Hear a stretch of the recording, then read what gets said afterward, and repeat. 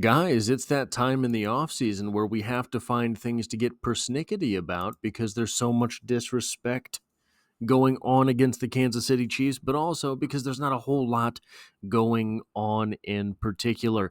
In an article from PFF titled Ranking the NFL Teams with the Biggest Super Bowl Windows Ahead of the 2025 NFL Draft, we get the following. Number 3, the Kansas City Chiefs. Inarguably, the Chiefs' Super Bowl window will be open as long as they have Patrick Mahomes under center and Andy Reid on the sideline. That's a good point. That is true. However, the state of the supporting cast prevents them from being ranked higher on this list. That's funny, considering they've been to 3 consecutive Super Bowls, and I would argue that they've won 2 Super Bowls with a roster that I would pick this roster over. While tight end Travis Kelce still played more than 1,000 snaps across the 2024 regular season and playoffs, he is no longer an elite difference maker, proven by his 71.7 PFF overall grade last season, which ranked 13th among tight ends. Yeah, we know that. Travis Kelce had a down year. Travis Kelce had a bad year, and he was still top 15 in tight ends. Travis Kelce had the worst season, statistically, I believe, of any season in his career except for his rookie year where he did not play, and he was still in the top half of the NFL of tight ends.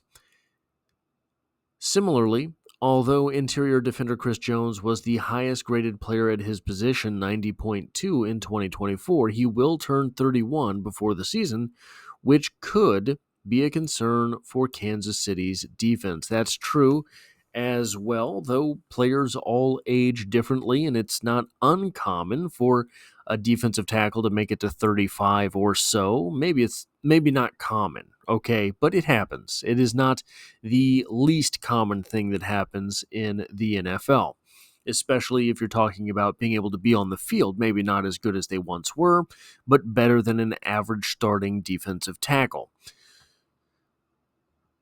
That said, the Kansas City Chiefs, and Brett Veach in particular, draft very well.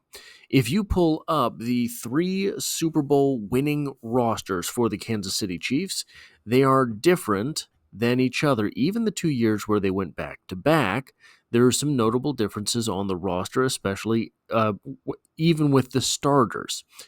If you pull up all 5 of the Kansas City Chiefs Super Bowl appearances, wooey, do those teams look different? The lifeblood of the NFL is the NFL draft because you have to have cheap players contributing in order to make progress once the playoffs start. The Chiefs have continued to do that.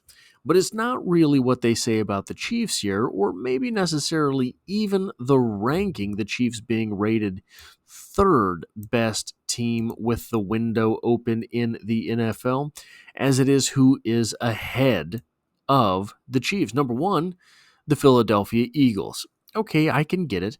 Not only are the Eagles the defending champions, but they also have a relatively young roster, especially on defense. Rookie cornerbacks Cooper DeJean and Quinyon Mitchell combined to log more than 2,000 snaps in 2024, and DeJean's 86.3 PFF overall grade ranked first among cornerbacks, while Mitchell's 78.5 marked 8th place at the position. Philadelphia also continues to boost one of the best offensive lines in the league, if not the best, which raises the floor on the team's offense. Sure, true enough. That is all fine and dandy. I don't know that you can have your quarterback running head first into his offensive linemen's butts that many times in a season and have it be sustainable. I don't know that Jalen Hurts has ever particularly impressed me as a passer of the football. So, if other teams figure out how to stop the passing game, or stop the running game, pardon me, then it's going to be a long Sunday for Jalen Hurts. And I don't mean just because he's a running quarterback. I just don't see the dynamic plays being made with his arm on a regular basis. I just don't see it. And I think that adds to the longevity of dominance in the NFL. Are the Eagles dominant right now? Sure. They have been to the playoffs, I don't know how many years. They've been to 2 of the last 3 Super Bowls. All those things are true. The Super Bowl window opened for them that first Super Bowl, right? So is it likely that they have a long reign in the NFL? We have yet to see. I think it's possible that they do, but I don't know if it is likely. I think that their head coach is combustible. And you saw that manifest the season before last when they had that late season collapse.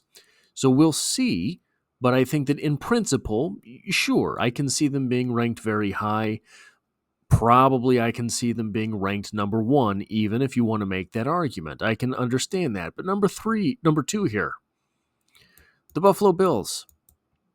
Admittedly, plenty of question marks surround the Bills' defense going forward. Safety Damar Hamlin and Taylor Rapp finished PFF overall grades below 60 in 2024, and the secondary lost cornerbacks Rasul Douglas. However, the 2024 season proved that even with less experienced players surrounding him, Josh Allen will have his offense playing at a level that can compete for championships. So while there was uncertainty going into the 2024 season, Buffalo's offense seemingly being set for years keeps the franchise's Super Bowl window open for the foreseeable future. The Bills' Super Bowl chances would just improve if they could get better on defense. Well, has the Bills' Super Bowl window opened? I want to ask that. How late do they normally go in the playoffs? I want to ask that. What are you considering a Super Bowl window? I want to ask that. And how? Oh, how do you think that the Bills have longer in that Super Bowl window right now than do the Kansas City Chiefs? I would imagine that part of that is the author's general assumption that Super Bowl windows don't last forever, and you rarely see a Super Bowl window more than, say, 3 seasons. So the Kansas City Chiefs, going all the way back to 2018, have had a very long run. What are the odds that it goes longer than a team that has not had such a run? That, I think, is the principal argument behind putting the Buffalo Bills above the Kansas City Chiefs as far as having a Super Bowl window is concerned. I don't think it makes very much logical sense. I don't think it works when you look at it on a component-by-component level. And I really don't think that it works when you take into account the fact that Josh Allen runs an awful lot as well. Josh Allen sells out on plays in the regular season the way that we have seen Patrick Mahomes stop doing. Why? Because he knows it's all about the playoffs. He knows that it's all about the rings. So why put your body on the line in week 7 when you're going to likely make the playoffs anyway? Maybe you don't have the first round bye. Maybe you don't have home field advantage. Patrick Mahomes can go on the road and win. Patrick Mahomes can win multiple NFL playoff games. Don't put your body on the line in week 7. Josh Allen does this. So he probably, when you talk about putting your body on the line, you're talking about the probability of injury.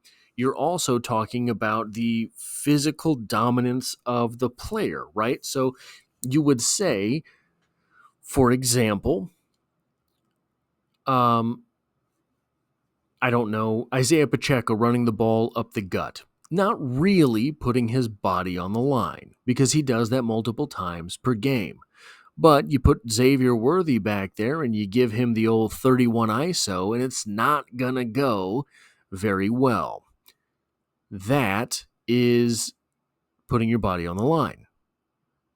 Jalen Hurts is built like an F-350. He can do the same kind of runs that can Josh Allen. Josh Allen is in much more danger than Jalen Hurts. So I would say that Josh Allen puts his body on the line more often than Jalen Hurts, even though Jalen Hurts is running straight into a stack of bodies multiple times per game. So do I think that the Chiefs are still within their Super Bowl window? Yes. Do I think that the Eagles or the Bills have more time left in that window than do the Kansas City Chiefs? I do not. That is all I have for this video. If you like or appreciate what it is that I do here, hitting a like button really does help me out, as it tells YouTube to share this video with other Kansas City Chiefs fans. And if you find yourself here by chance but not design, the Chiefs are the only thing that I talk about on this channel, dropping multiple videos every single week. We are over 2 years now of consecutive daily uploads. And as always, I hope to have you back for the next one.